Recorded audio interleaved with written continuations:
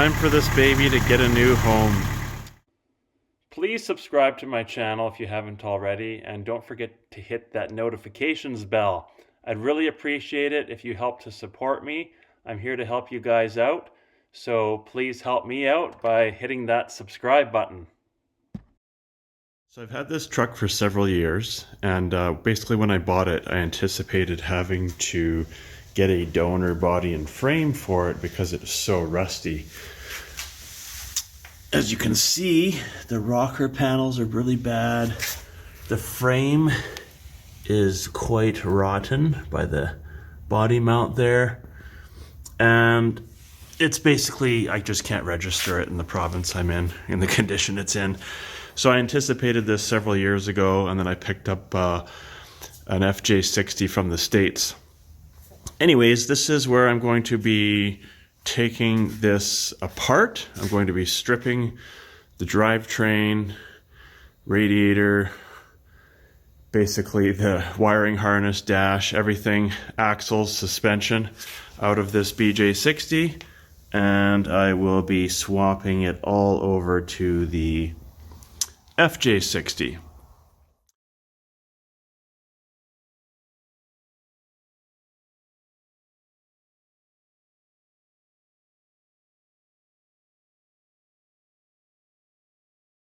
So I'm hoping everything goes smoothly, and let's get at it. So here we are, day 2. Yesterday I managed to remove the engine and transmission and transfer case all as one unit.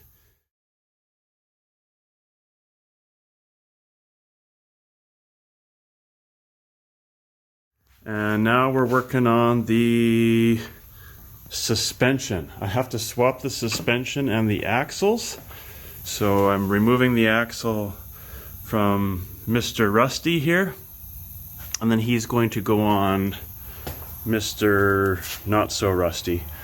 And then the spring over axles from the white truck are going to go on the Rusty truck, which is what my children call this one. So that I can actually move it around and eventually get rid of it. So that's where we're at now. John here. This is day 3 of the BJ60 to FJ60 swap. So what I'm working on right now is removing the front axle. I ended up taking the power steering box off the frame and leaving it connected to the linkage so I don't have to mess around with a new relay rod end. I unbolted the steering stabilizer from the frame, so I'm just going to basically roll this whole assembly under the FJ60. Yeah, I'm just about to take the springs off and then put them on the FJ60, and then I will roll the axle over there. So yeah, I'll come back and show you where I'm at in a little bit. Up into the hangers.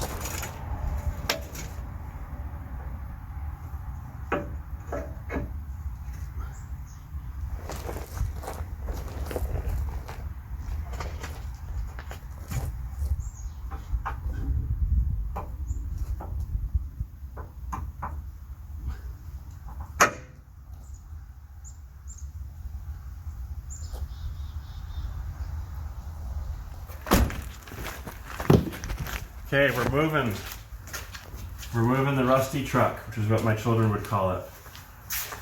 No engine, no transmission, no steering, and no brakes.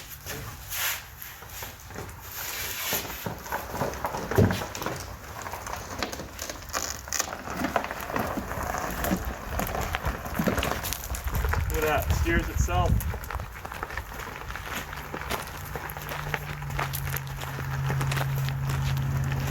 Now, give it a roll.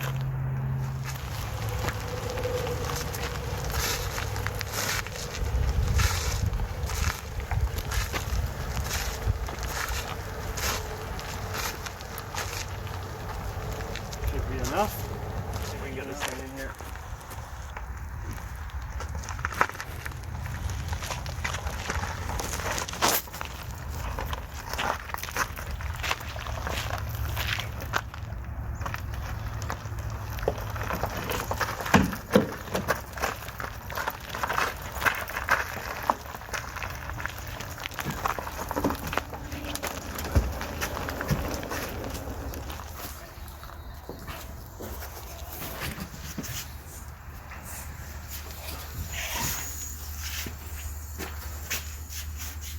just so it's just inside the door. Okay, that's good.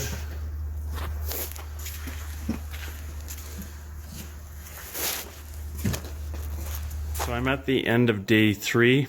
Got the FJ60 wheeled in. Got all the suspension transferred over and the axles transferred over from the BJ60. I also transferred over the power steering box because there wasn't one with this FJ60.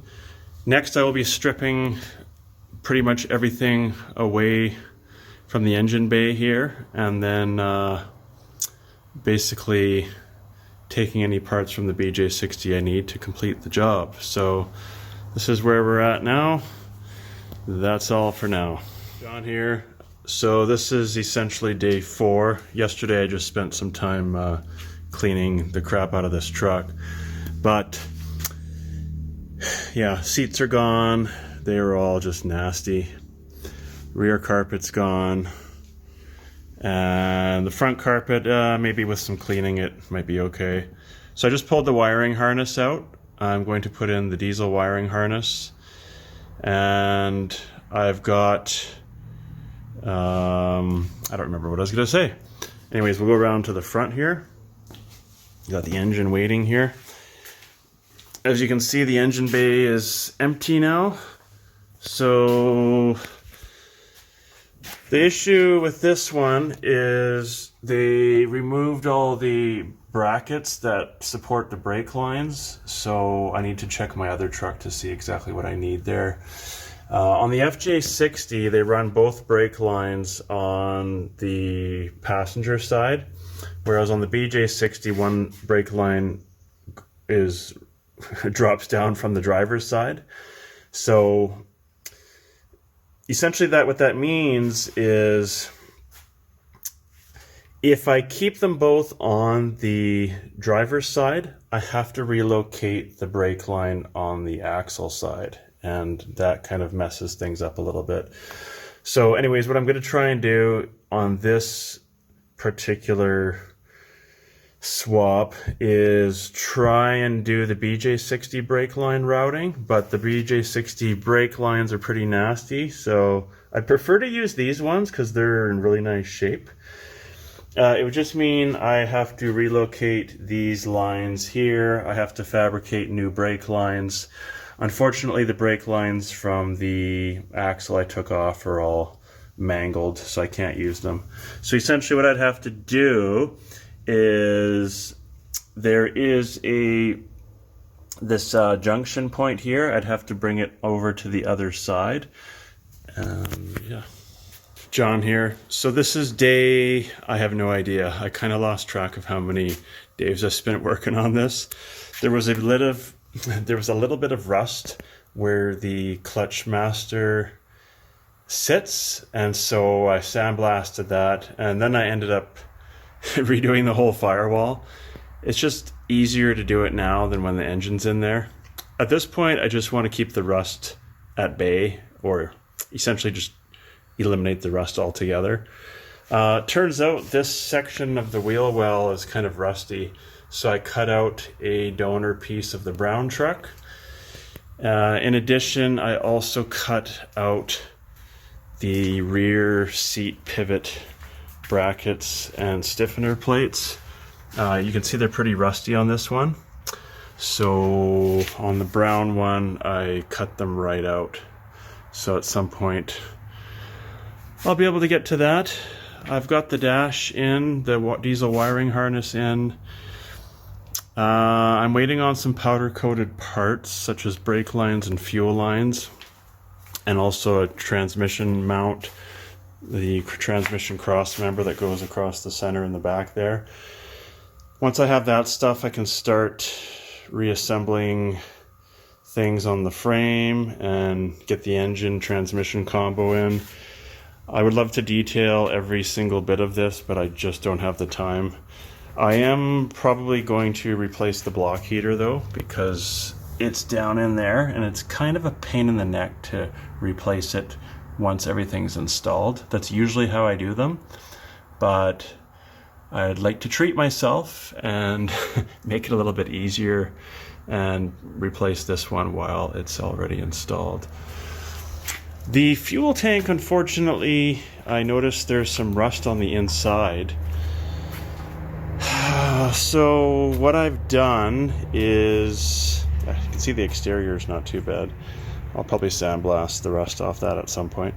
What I did is I bought a couple containers of Evapo rust, and I basically poured it in the tank, and I'm letting it sit in several different positions for 24 hours or so. We'll see how that works. Never used it before, but I've read some good reviews, so we'll see how that goes. So this guy here, as you can see, pretty much gutted most of everything from the inside. It's got a really nice headliner. Someone else is going to be picking this up, so you can see here where I removed the stiffener plate, and on the inside I've removed the bracket that the seat pivots on. I did decide to remove this fuel tank, being that it is a diesel tank. The inside is actually quite, you can't really see, but the inside's in really good condition. I did scrape around with a screwdriver, scrape the rust off, as you can see here, just to see how bad it is. I think I'm going to keep this tank and probably try sandblasting it and just see how bad the rust is, because I know the interior is in great shape. Anyways, so that's kind of where I'm at for now, and yeah, that's it for now. Hey there. So I had this engine mount, this one here, installed by Cabinet Cruisers, now called the Cruiser Shop, and it's way the heck out. I sent down my engine mounts from my BJ60 frame to have them install them before the frame was powder coated, and the powder coating of the frame, that's a whole other story. Horrible job. It's rusting everywhere, and this truck hasn't even been driven. But look how far out that is. That is way out. The engine mount was being severely stressed, so now I have to cut this out and move it to the left. Very annoying. Anyways, if you're thinking of hiring them, you might want to think twice about it. So it took about an hour and a half. I got the fenders off, cut this off, and I was able to weld this back on in the correct position. As you can see, it's centered now. And yeah, as I always say, do things right the first time. So I've put a little list together here of things I did for this swap. Hopefully this helps you guys out. I may have missed a couple of things, but I think I've got the most important things down. So if you have any questions, obviously just drop a comment in the video and I will do my best to help you guys out.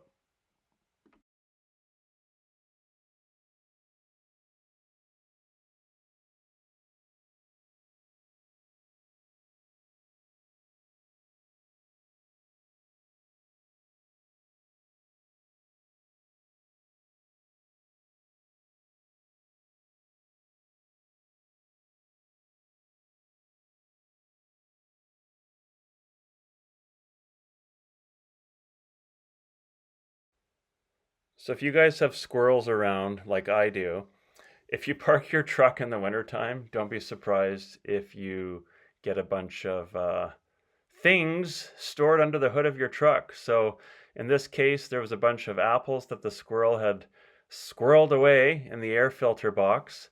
And yeah, that's what I found when I opened it up. So always check under the hood every once in a while if you're parking your truck for any amount of time. This photo is fairly self-explanatory. I removed the engine and transmission, and I wanted to document the progress. So in this photo and in the next several photos, I'm essentially swapping the suspension and the axles from one truck to the other.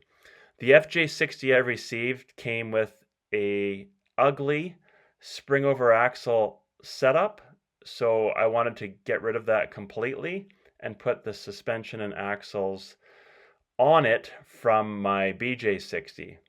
So what you're seeing here is just the progress I'm making, and yeah, it was lots of extra unnecessary work.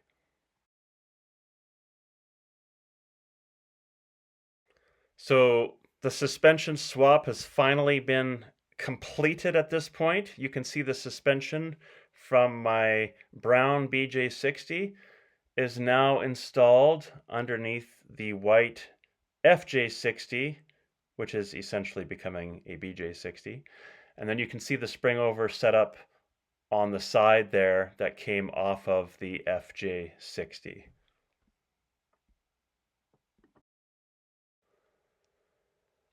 Obviously, the reason for doing these swaps is to go from a very rusty Landcruiser to a rust-free or a not so rusty Landcruiser. Anyways, I was disappointed to see this rust here, as the other side was completely rust-free, absolutely pristine. So I ended up taking this support out, and I will do another video on this section to show how I went about repairing it. So what you're seeing here are photos of the BJ60 after the engine and transmission was removed. I also took these photos for reference. There's nothing worse than going back to install these parts days, weeks, sometimes months down the road, and you have nothing to look back on. So always take photos before you start dismantling things. In this photo, I'm just doing a bit of cleaning out the FJ60 that I got. It's always fun cleaning out somebody else's crap.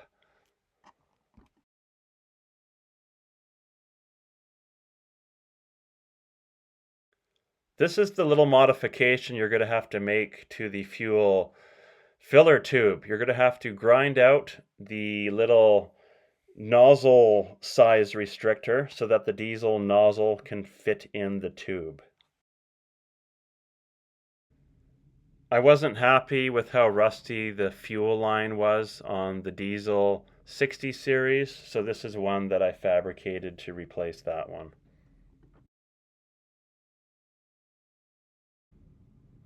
So in the notes earlier, I mentioned having to relocate the clutch booster bracket. Here you can see I'm test fitting it before I drill the holes. And in the next photo, you can see I've got the cap screws installed and it's plug welded in place. I'm pretty sure I used riv nuts, but I'm not 100% sure, so forgive me for that.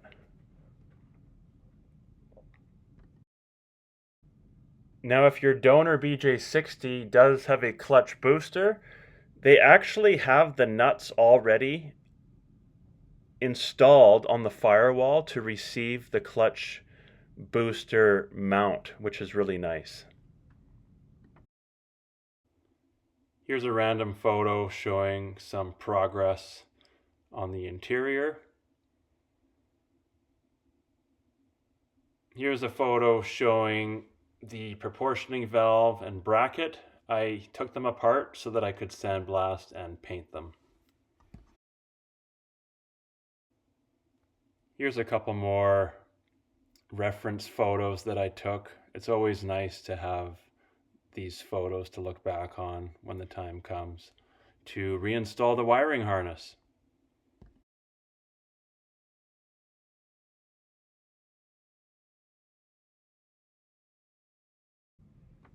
I'm pretty sure I took this photo because I wanted a reference for the power steering lines. Here I've got the brake booster removed because it was going to get sandblasted and painted before I reinstalled it.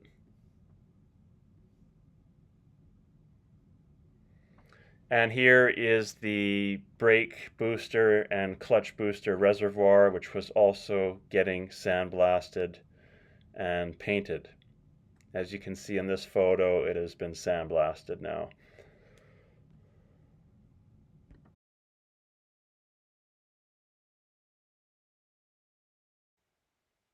This is what the heater box looks like coming out of the BJ60. Notice the line on the left coming out of the heater core. That one is completely different than on the FJ60. So if you want to make your swap as factory looking as possible, you're going to want to swap out either the entire heater box and heater core, or swap out that one line. I'm pretty sure it's just the one line on the left. Might I add, while you have this out, just have your heater core rebuilt, because you don't want to be going back in there a few months later.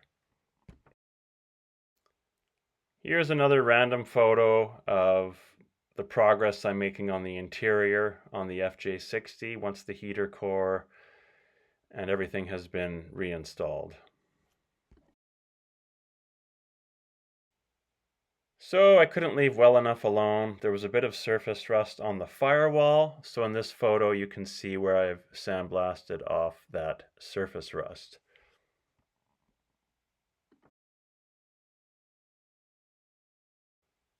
In this photo, you can see I've got a coat of primer on the firewall now.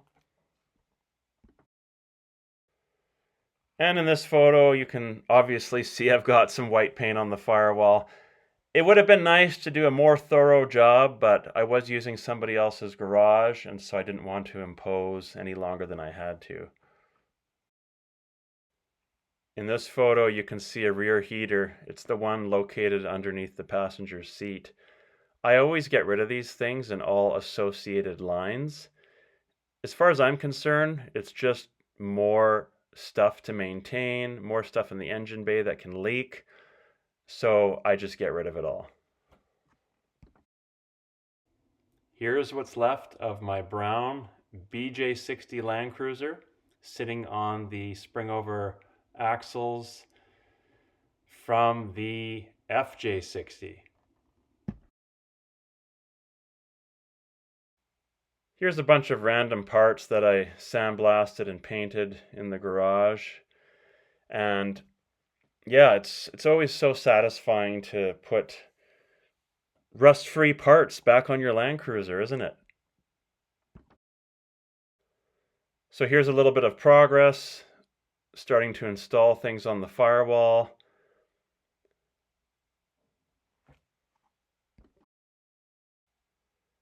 In this photo, you can obviously see the frame rail.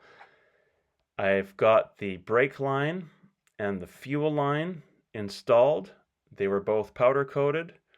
They're both installed with vinyl coated clamps and stainless steel hardware. You can also see one of the transmission support brackets, which was installed with new Toyota bolts, and it was powder coated.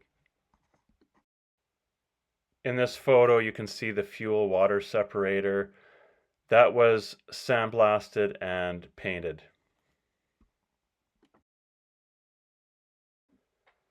In this photo, there's two things to take note of. First, take a look at the black ring sitting on the shift tower. That's what's left of the original shifter seat. The blue item is what a brand new shifter seat should look like.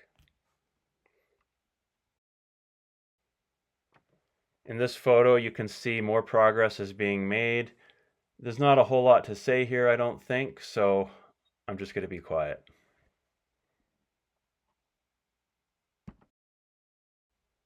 This photo's pretty similar to the first photo.